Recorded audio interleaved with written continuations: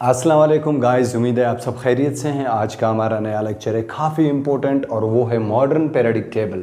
Modern periodic table को किसने design किया था, इससे पहले हम यानी इस पे डिस्कस कर चुके हैं कि जो पीरियडिक टेबल है उसकी क्या हिस्ट्री है। उस पर आखिरकार जो हमारे पास सबसे पहले डुबिरनियर था उसने डिस्कस किया था, ट्रेड्स दिए थे। फिर न्यूजीलैंड आया था, न्यूलैंड आया था जो कि न्यूजीलैंड का एक साइंटिस्ट था, केमिस्ट था। उसने एक म्यूज़िक के ऊपर अपना वो पीरियडिक टेबल बनाया था। उसके बाद जो तीसरे नंबर पे दो साइंसदान आए थे जो आपको पता होंगे कि जिसमें एक तो था लूथर और दूसरा था मेंडलीफ।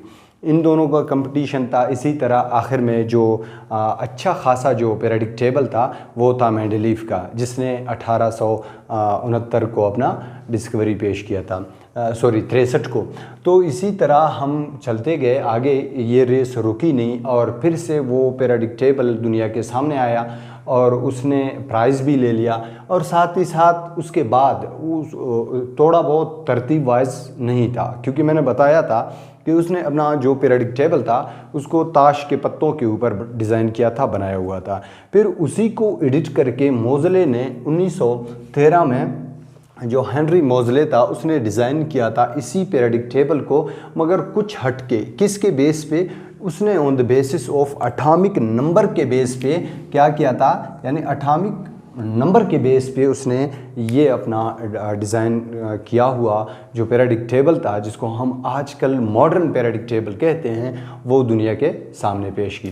तो इसके बाद हमारे पास इसमें दो बड़ी चीज़ें हैं। याद रहे, पीरियडिक टेबल में एलिमेंट्स तो हैं, अरेंज किए हुए हैं, लेकिन उसमें बड़ी दो बात ये हैं कि हमारे पास एक तो आएंगे पीरियड्स और दूसरे आएंगे ग्रुप्स। जो आप लोगों को ग्रुप्स और पीरियड्स का पता हो और हल्का सा उसकी प्रॉपर्टी भी याद हो, चंद एलिमेंट्स भी याद हों, तो फिर इंशाल्लाह आप केमिस्ट्री में फर्स्ट कर जाएंगे। तो चलते हैं। सबसे पहले हमारे पास है periods in periodic table. Periods क्या होते हैं, देखें पीरियड्स। अच्छा, पीरियड क्या होते हैं? पीरियड होते हैं द हॉरिजॉन्टल रो। हॉरिजॉन्टल, ये देखें, अब मैं अगर लकीर खींच रहा हूँ, ये भी हॉरिजॉन्टल है। क्या है? हॉरिजॉन्टल है।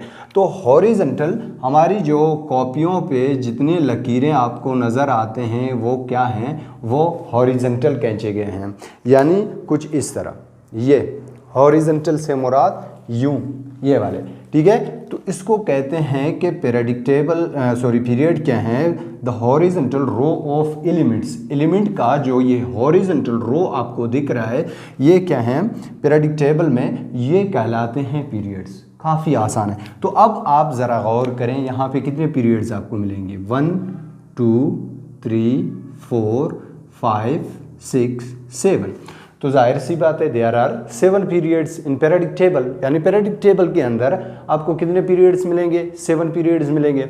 और वो कौन से हैं? देखें, सबसे पहले पीरियड्स में आपको दो यानी एलिमेंट दिखाई देंगे या दो होंगे, और दूसरी पीरियड में क्या होंगे कि यानी दो यहाँ पे हैं और कितने हैं यहाँ पे? 1 2 3 4 5 6 यहाँ पे, यानी 8 आपको मिलेंगे। तीसरे पीरियड में भी आपको 8 मिलेंगे और चौथे और पांचवें में आपको मिलेंगे कितने एलिमेंट्स? यानी 18 एलिमेंट्स मिलेंगे। और फिर जो यहाँ पे अगर आप आएंगे 6 और 7वें पीरियड में आएंगे तो यहाँ पर आपको यानी 32 एलिमेंट्स हर रो के अंदर मिलेंगे। वो सिर्फ ये नहीं है, वो ये एक्टिनाइड एंड लेथनाइड, ये दोनों भी आपके साथ इसमें शामिल हैं। तो इनके साथ कुल मिला के कितने हैं? हर एक पीरियड के अंदर, हर एक रो के अंदर आपको मिलेंगे 32 एलिमेंट्स मिलेंगे। तो ये तो क्लियर है इंशाल्लाह कि horizontal row of elements in periodic table are called periods या पीरियड, ठीक है।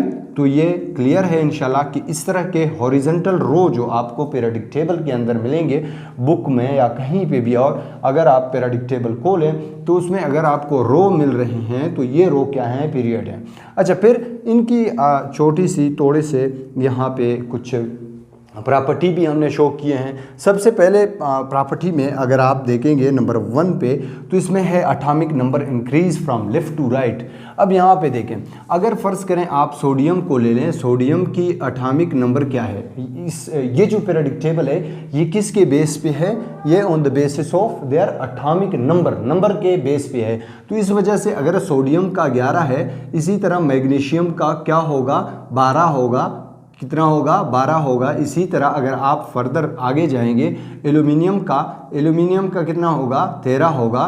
तो इसी तरह आपको अगर यहाँ से स्टार्ट से अगर आप लेते जाएंगे, अगर इस रो में आप जा रहे हैं पीरियड में, तो जो एटॉमिक नंबर हैं वो कहते हैं इंक्रीज होते जाएंगे, हाँ, कंटिन्यूसली, यानी मुसलसल एक एक करके ये इनकी एटॉमिक नंबर क्या होती जाएगी, बढ़ती जाएगी। याद रखें, ये प्रॉपर्टी था पहला, यानी लेफ्ट से अगर आप राइट की तरफ जाएंगे तो एटॉमिक नंबर क्या होंगे, इंक्रीज करते जाएंगे। नंबर 2 पे देखें, हमारे पास है नंबर 2, कहता है ionization energy increase from left to right.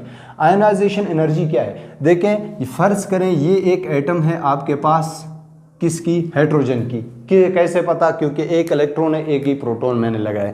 अगर इसमें इतनी एबिलिटी ज़्यादा है टू रिमूव यानी देयर इलेक्ट्रॉन, अगर ये जितना जल्दी अपना इलेक्ट्रॉन को लूज़ करेगा उसको क्या कहते हैं, यानी आयनाइजेशन एनर्जी। तो इस साइड पे क्या हो रही है, बढ़ रही है, जो ही आप उस तरफ जाओगे वो बढ़ती जाएगी, ठीक है। तो ये आपके पास क्या था, ये भी यही है कि आपके पास जो आयनाइजेशन एनर्जी है वो इस तरफ जा रहा है तो बढ़ रहा है, यहाँ तक बढ़ेगा, यानी यहाँ तक या आगे को ये हद तक बढ़ेगा, फिर से क्या हो जाएगा, डिक्रीज होना शुरू हो जाएगा। तो ये परफेक्ट नहीं है कि इसमें इंक्रीज करता जाएगा, यानी बीच तक ये यहाँ तक इंक्रीज हो जाएगा, यहाँ तक, लेकिन कार्बन से आगे ये क्या होता जाएगा, नाइट्रोजन तक ये फिर से डिक्रीज होना डिक्रीज हो जाएगा। हाँ, तो ये क्या था आपके पास, दूसरा पॉइंट था। अगर तीसरे की बात करें तो हमारे पास है इलेक्ट्रोनेगेटिविटी।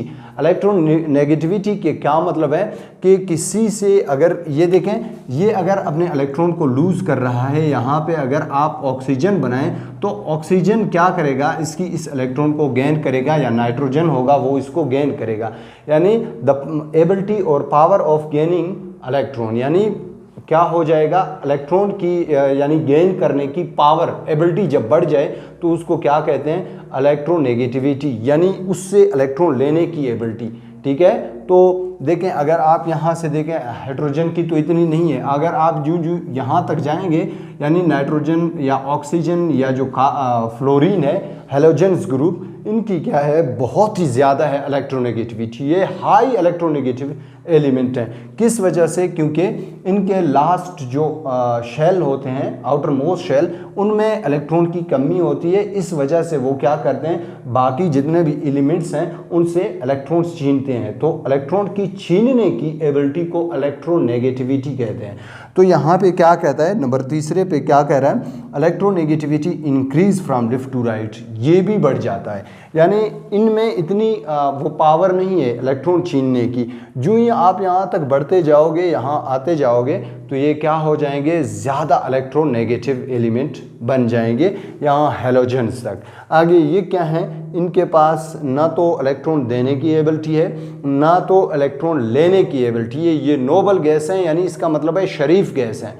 क्या है, शरीफ गैस हैं। ना तो किसी से मांगते हैं कि भाई हमें इलेक्ट्रॉन दे दो, वो हम पढ़ेंगे कि इनकी वैलेंसी क्या है, ये इलेक्ट्रॉन क्यों, इनको क्यों इलेक्ट्रॉन की ज़रूरत है, उनको हम आगे लेक्चरों में जाके देखेंगे। लेकिन यहाँ पे अगर आपके समझ में आ जाए तो इलेक्ट्रोनेगेटिविटी क्या है, द एबिलिटी और द पावर ऑफ, यानी गेनिंग इलेक्ट्रॉन यानी छीनने की एबिलिटी जिसको हो, वो क्या है, हाई इलेक्ट्रोनेगेटिव एलिमेंट है।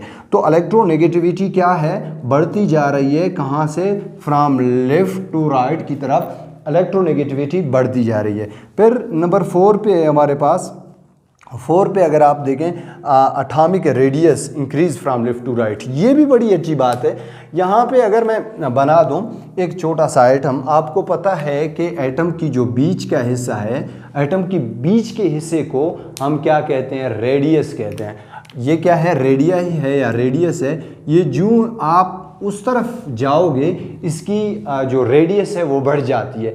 क्यों? क्योंकि इसमें इलेक्ट्रॉन की तादाद ज़्यादा हो जाती है। क्या हो जाती है? इलेक्ट्रॉन की तादाद जब बढ़ जाए तो जो रेडियस है वो छोटा हो जाता है। क्यों छोटा हो जाता है भाई? इसको तो फैलना चाहिए था। नहीं, ऐसा नहीं, क्योंकि ये एक यानी नज़दीक होते जाते हैं। इलेक्ट्रॉन जो प्रोटॉन है, न्यूट्रॉन है, वो करीब आते जाएंगे, इनकी ज़्यादा पावर होगी उनको अट्रैक्ट करने के लिए। तो इसी तरह यह एटॉमिक रेडियस क्या है? इंक्रीज हो जाता है, बढ़ जाता है। फ्रॉम किससे? फ्रॉम लेफ्ट टू राइट से।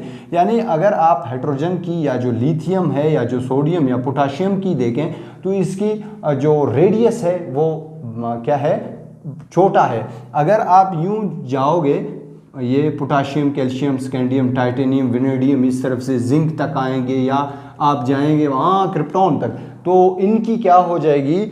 जो बीच का जो रेडियस है वो क्या हो जाएगा? बढ़ जाएगा, इंक्रीज हो जाएगा, बढ़ जाएगा।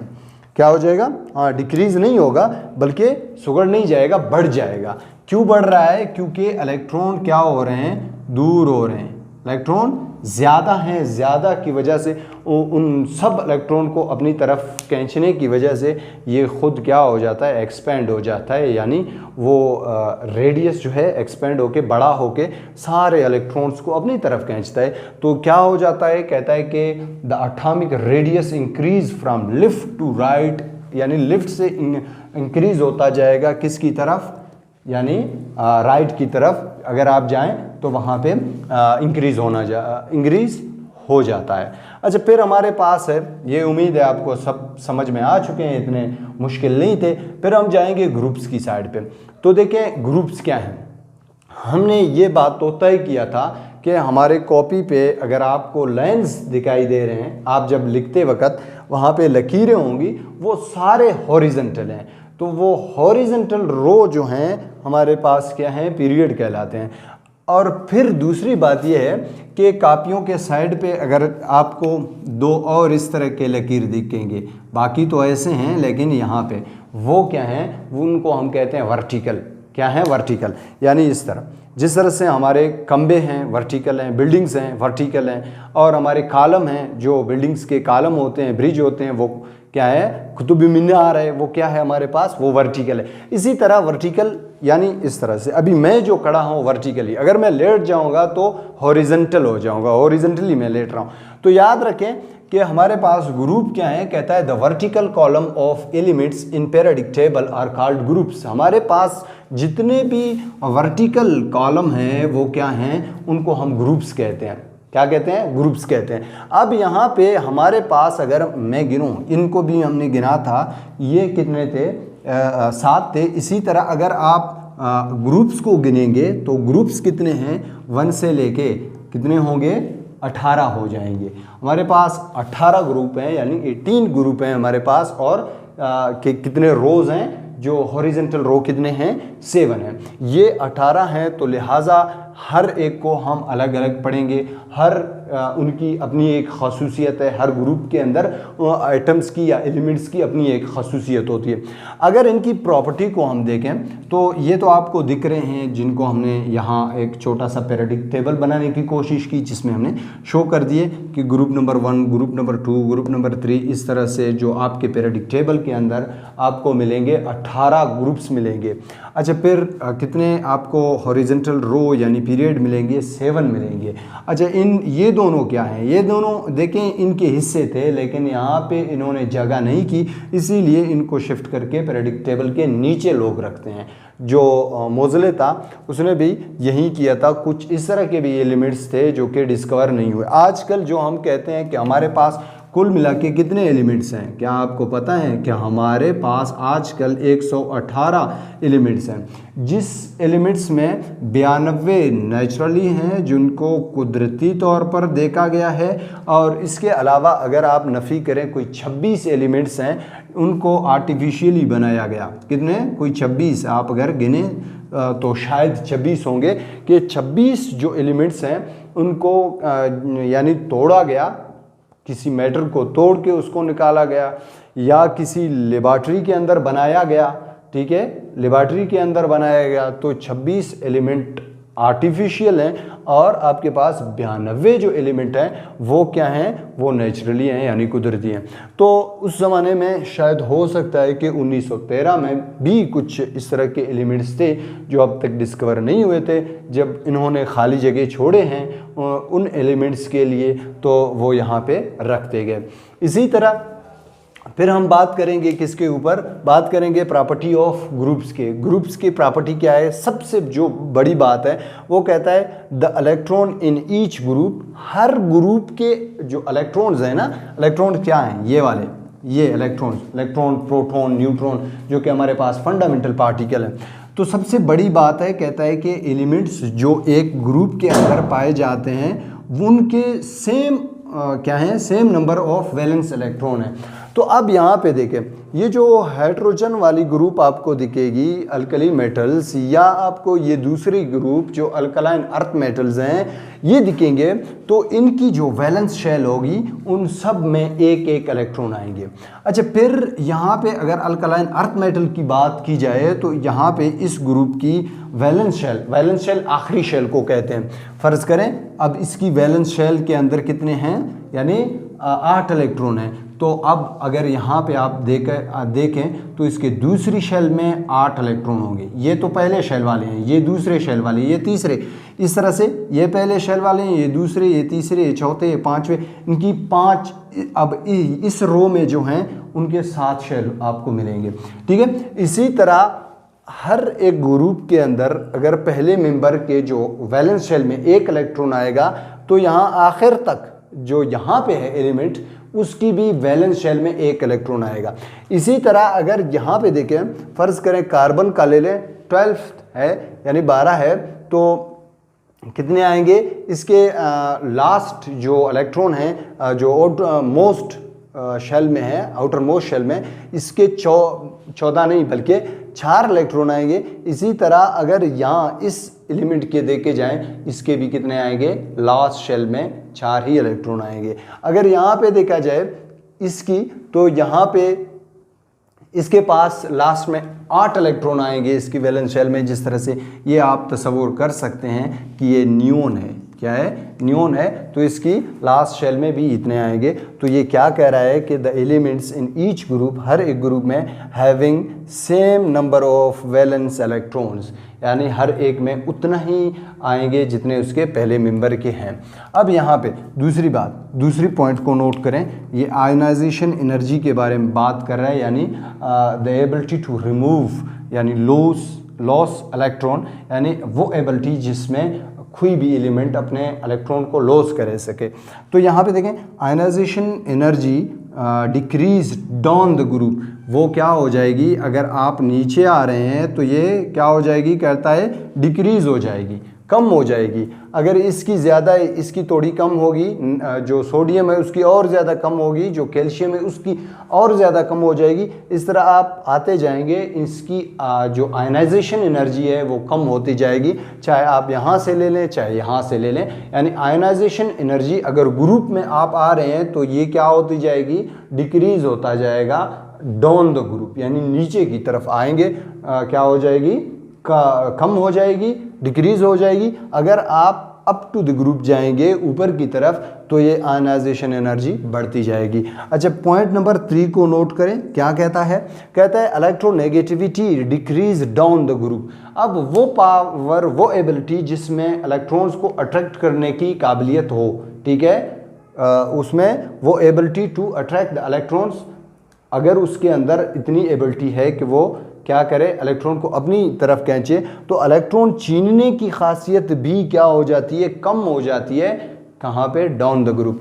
फ़र्ज़ करें जो हैलोजेंस है, हैलोजेंस में क्या है, जो फ्लोरीन है, फ्लोरीन हाई इलेक्ट्रोनेगेटिव एलिमेंट है। अगर आप इस हैलोजेंस में आएंगे, इससे फिर कम है क्लोरीन, फिर ब्रोमीन, फिर आयोडीन, इसी तरह आप नीचे आते जाएंगे तो इलेक्ट्रोनेगेटिविटी की जो एबिलिटी है, जो पावर है, वो नीचे की तरफ कम होती जाएगी। क्या हो जाएगी, कम हो जाएगी। ऊपर ज़्यादा है, नीचे की तरफ कम है, नीचे की तरफ कम है, ऊपर की तरफ जाएंगे तो ज़्यादा होगी।